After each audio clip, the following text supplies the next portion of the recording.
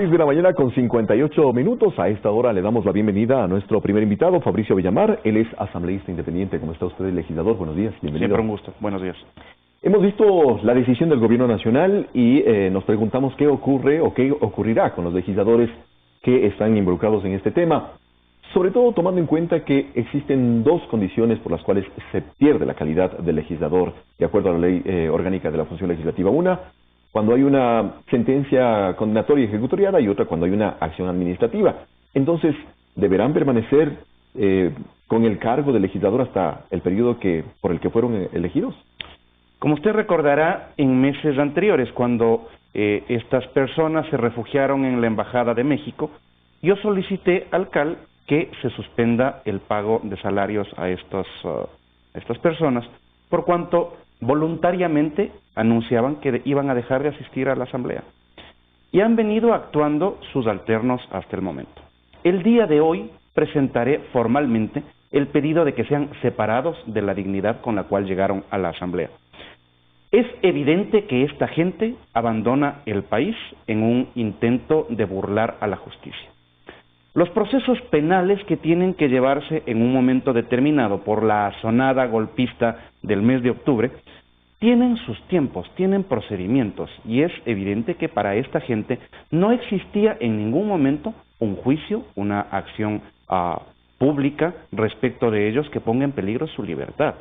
Y precisamente eso es un poco lo que ha llamado la atención, sí, es decir, si no había una orden de detención, no había una provisión de salida del país, y el argumento es persecución política, entonces, ¿cómo entender el contexto? ¿Cómo se puede justificar que esta gente diga que han sido perseguidos políticos? Y mucho más cuando muchos de ellos son legisladores. Y los legisladores, de acuerdo al marco constitucional, tienen inmunidad, es decir, no se les puede hacer responsables ni por sus votos, ni por la emisión de sus criterios, dentro del cumplimiento de sus funciones. En cambio, siempre pueden ser procesados por delitos comunes, como el delito de rebelión, como los delitos que se dieron durante el mes de octubre, que es bastante probable que estén en la etapa de indagación en la Fiscalía previo al inicio del proceso propiamente dicho. ¿Qué es lo que corresponde al interior de la Asamblea? Es decir, ¿usted solicita en el Pleno o tendrá el CAL que conocer este asunto y luego someterlo a votación? Yo solicitaré formalmente el día de hoy por medio de la Secretaría, de tal manera que el CAL ponga en conocimiento de la Asamblea que esta gente no vuelve a ocupar la curul que en algún momento ocuparon. Me parece que ese es un primer elemento. ¿Pero no se contradice entonces con lo dispuesto en la Ley Orgánica de la Función Legislativa? ¿Respecto? De que pierden su calidad de legisladores únicamente bajo estas dos consideraciones. Una sentencia condenatoria ejecutoriada y otra una acción administrativa. ¿Lo segundo estaría a través de su pedido? Exactamente, porque la sentencia condenatoria no existe en este momento. De hecho, ni siquiera existe un proceso. Es bastante probable que haya una indagación, pero no existe un proceso formalmente iniciado. Por eso es incomprensible que se vayan, por eso siempre fue incomprensible que pidan asilo. Es triste para quienes tenemos buena apreciación de México que se hayan convertido en el destino favorito de los prófugos de la justicia ecuatoriana por los delitos cometidos en contra de la administración pública. Sin embargo, esto es lo que hay. Esta gente estuvo casi 3 meses metida en esa embajada, a pesar de que no existía un proceso conocido, pero adicionalmente, como le digo, cuando esta gente tenía protección constitucional. Entonces no se entiende que el argumento sea persecución política, porque estaban precisamente protegidos por la Constitución de la República, y tampoco porque exista persecución judicial, porque no existía proceso. ¿Y qué dijo la comisión ocasional que investigó precisamente los hechos de octubre con relación a estos legisladores en particular, su situación de refugio que se solicitaba en la embajada, o de asilo más bien? ¿Qué se dijo? ¿Se mencionó algún tema relacionado? No, ese es un informe gelatinoso que dice y no dice. Lo real es lo que estamos viendo en este momento. Al Ecuador le correspondía, ante la concesión de asilo por parte de la República de México, del Estado Federal de México, otorgar los salvoconductos para que estas personas se trasladen de la residencia de la Embajada de México al aeropuerto y que tomen un avión para salir. Ciertamente sí resulta reprochable que hayan salido con pasaporte diplomático. porque estos pasaportes no podían ser utilizados una vez que esta gente iba a abandonar la República. No son funcionarios ya, voluntariamente han decidido dejar ya el cargo, ¿no? Ahora, de todas maneras, legisladores también de la Revolución Ciudadana han mencionado que son instrumentos jurídicos internacionales y que pueden hacer uso de aquellos, y por eso el gobierno nacional no ha concedido, sino más bien ha atendido un instrumento de esa naturaleza. Sí, es lo correcto, es procedimiento estándar en derecho internacional. Esta gente se fue a refugiar en la Embajada de México, México procesó su solicitud y decidió otorgarles el asilo. En tal sentido, lo que corresponde en derecho y en derecho internacional es otorgarles los salvoconductos y todas las facilidades necesarias, incluso bajo protesta, estando en desacuerdo. A pesar de que esta gente haya participado en una asonada golpista, la República tiene que ser sólida respecto del cumplimiento de la normativa internacional. ¿Y cuáles son las pruebas, las sospechas que existen a propósito de la participación en esta sonada golpista que usted menciona? Las mismas que se efectuaron en un momento determinado en contra de la prefecta de la provincia de Pichincha, los casos que han sido mencionados en contra de otros dirigentes que participaron en esta sonada y que están siendo procesados en este momento en la Fiscalía. Nuevamente, ¿qué es lo importante de esto?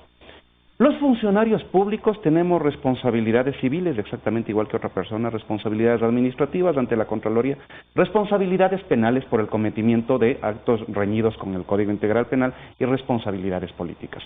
Sobre estas son las que tendrán que analizarse. Ahora, ¿la Fiscalía va, digamos, al ritmo, a tono con las demandas alrededor de esta investigación? No, tan es así que usted conoce que, por ejemplo, hasta el momento no existe una respuesta de la Fiscalía a los 17, 18 casos por diezmos que yo he presentado a la misma. Tampoco he recibido notificaciones respecto de cómo avanza el proceso que presenté en contra de Yacu Pérez por el delito de rebelión y evidentemente de las investigaciones que se están realizando por los hechos del mes de octubre. A veces los hechos sobrepasan la velocidad administrativa que tienen los organismos judiciales. Ojalá sea eso y no problema de voluntad.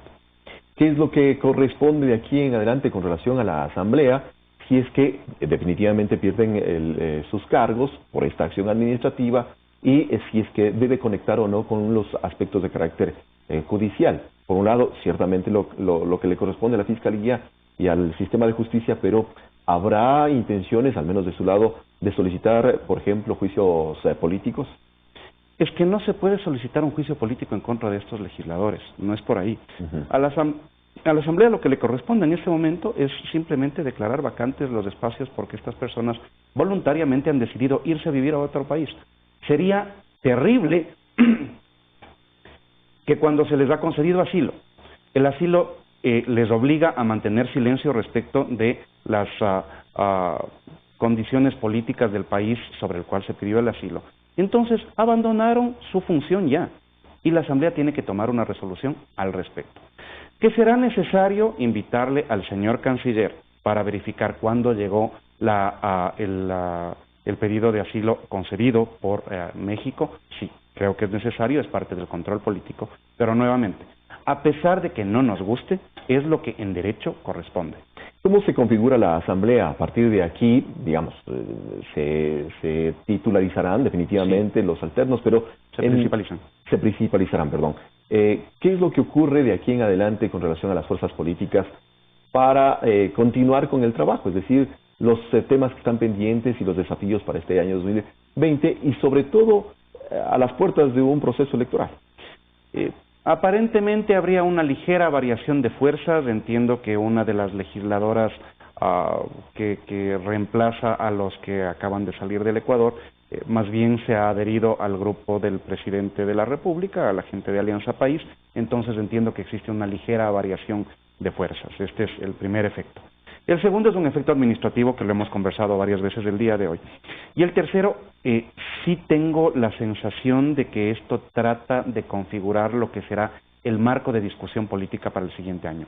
Estamos en un año preelectoral y en este año preelectoral habrán algunos que quieran utilizar el victimizarse como mecanismo de sustentar una posición política. Lo correcto es que dentro de la institucionalidad cada estamento de la República haga lo que tiene que hacer sin temor ni favor. Ojalá así se haga de parte de la justicia, ojalá lo haga también el Ejecutivo y evidentemente la Asamblea. Esta victimización está atada entonces también con los procesos, por ejemplo, del denominado caso Arroz Verde o sobornos 2012-2016.